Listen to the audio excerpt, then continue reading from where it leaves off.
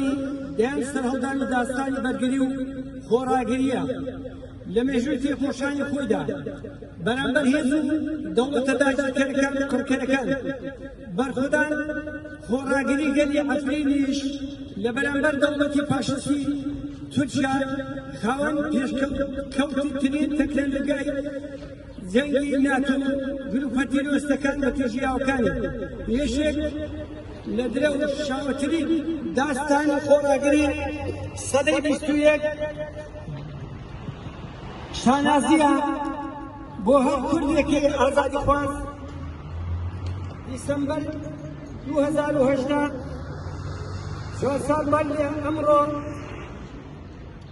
کە هاوکات بوو لەگەڵ تێپەڕاندنی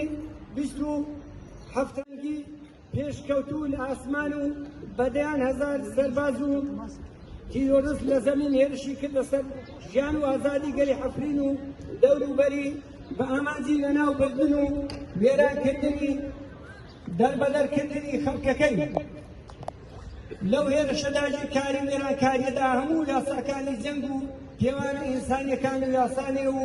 نەتەوەیەکانی بن پێکرد و جارێکی تر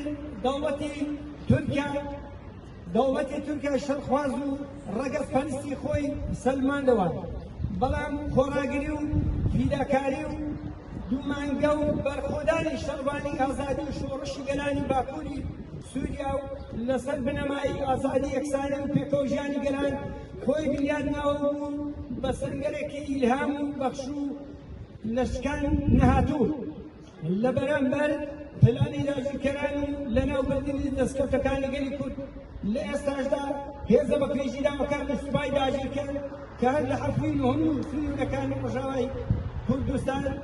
تا دەگاتە سنوورەکانی باشوور و ڕۆژانە هێرش و وێرانکاری و تیرۆر و گۆڕانکاری